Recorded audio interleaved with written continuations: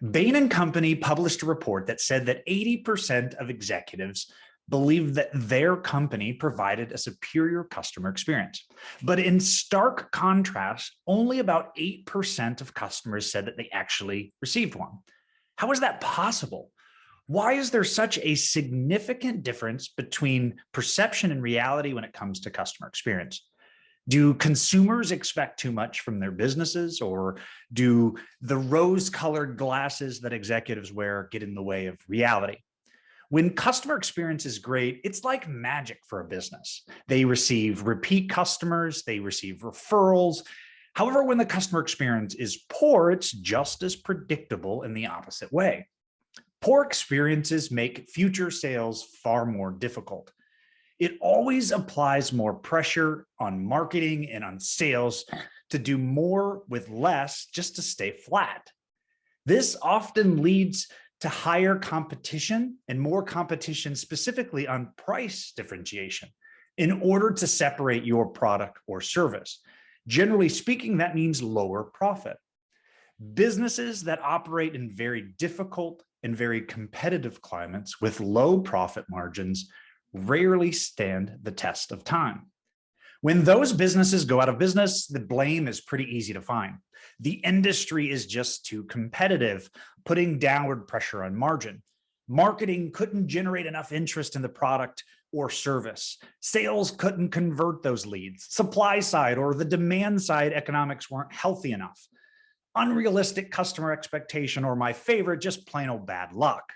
Now, rarely is the customer experience held under the magnifying glass, certainly not to the extent that it should be. We generally focus on how to provide a good, positive customer experience. The problem is that businesses don't need documentation and clearly defined systems to respond to good customer experiences. It naturally ends with happy customers. However, poor customer experiences do require systems to ensure that a more predictable outcome, getting that customer and the experience that they have from that vendor back on track. Now, I want to tell you a story that I think helps illustrate this point. Our house is about 30 years old, and it was come time for us to replace our builder grade windows that were a part of building the house into something that was a little bit more energy efficient. Now, we decided to break up the project into two. We were going to do the front at one time and the back at the second time. And that gave us the option to defer the cost. All in was over $40,000, so we could spread it over two payments. And it also gave us a little bit more flexibility. If the vendor that did the front did a poor job, we would use a different vendor on the back. But it actually went great. The salesman was good. He knew all the answers to our questions. He communicated clearly and often. He set realistic expectations on delays that would be most likely caused by the pandemic. The price was competitive. The installers were equally as good. They arrived on time. They met project deadlines. We thought so highly of the company that we actually referred them to friends and family, even though the company didn't ask us to do so. Then came time to do the back windows. We didn't even consider another company. After all, the first time it went so well, we were happy with the price, but we had a very different experience. Ultimately, there was no communication from the company in the 5 months between ordering over $20,000 of windows and nearly 5 months, 6 months later, actually installing them in our house. It was on us. We called multiple times to get updates. We had to schedule and coordinate removing the blinds, and that was next to impossible without knowing what was going on.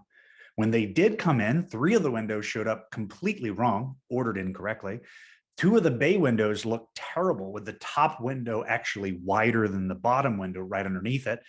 And 1 window showed up cracked that they had to repair and still haven't done to this day.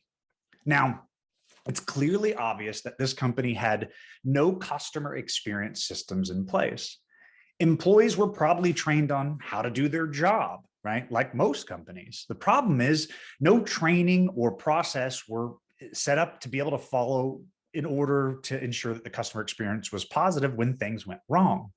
Now, I could tell that because of the way that they communicated in the tough times. Now, it's completely normal and human nature to avoid difficult conversations. Now, I don't blame them because avoiding a negative situation is always easier, and sometimes the problem goes away. But I would ask, does it really ever go away? If we didn't complain, they would never know. They would never know that they're never going to get any more referrals from us. And worse yet, they would never know if we were out there selling against them, telling people who were considering replacing their windows down the street not to use this company. When we expressed our frustrations, we were told, sorry that happened to you, and wait 3 or 4 months and we'll get it fixed. Now, we are ideal customers. We don't complain about a lot of things. We deal with way more than we probably should. But 4 months to fix the company's mistake is a bit challenging for us to accept. To top it off, they actually asked us to pay for the windows that did go in. Now, that was the final straw for us. At this point, we were given over $60,000 of business to this company, counting the referrals. Probably a lot more where that came from that they were missing out on, because every house in our neighborhood on our street is about 30 years old. Why did this happen? And it's pretty straightforward. Employees are busy, businesses run very, very thin. Nobody likes dealing with negativity. All of these are reasons, but the real reason this happens is because they don't have any business systems in place to address those negative outcomes from customers. If they did have systems, then they're not following those systems. And that tells me they don't manage those systems correctly. They don't manage those systems probably because they don't effectively measure proper business outcomes.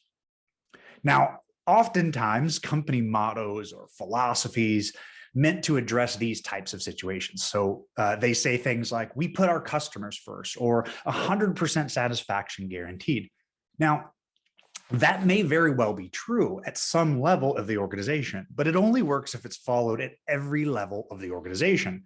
And that's incredibly uncommon.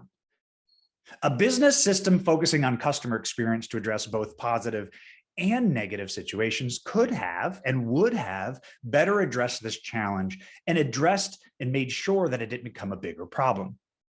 I encourage companies like this to create systems that keep in contact between the time of ordering and install, especially if it's going to be multiple months.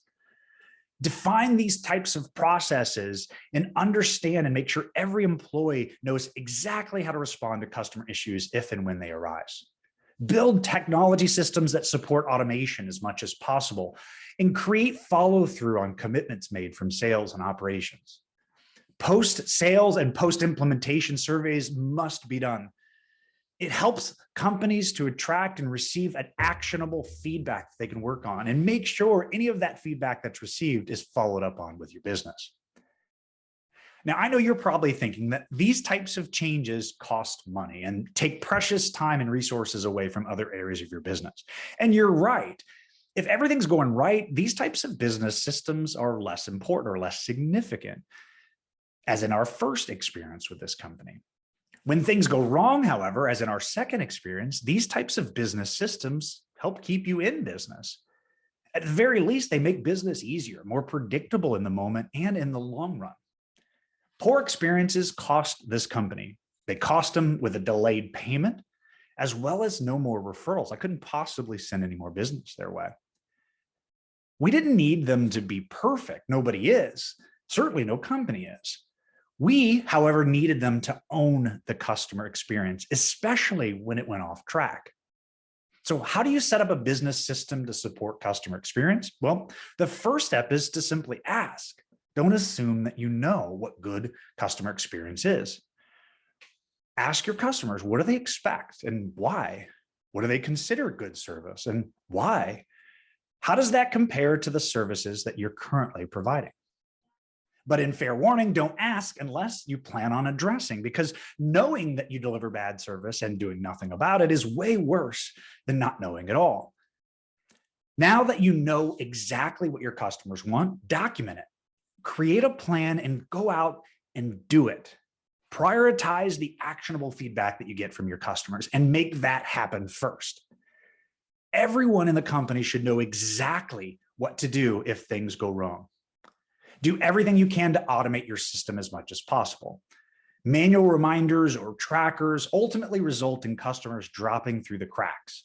It might not happen often, but it does happen. Instead, build business systems that keep employees on track, delivering the exact customer experience that you want to provide. In our situation, we would have worried less if we got a status update from time to time, even if there were no changes, even if it were automated. We would have been less frustrated if after we voiced our concern, we received a call from a manager, other than having to call multiple times ourselves to get stuff addressed. You don't have to cut your costs to differentiate only on price. Be different, stick out in a good way. Deliver great customer service, all tracked and measured and executed in your new customer experience system. I think you'll love the result.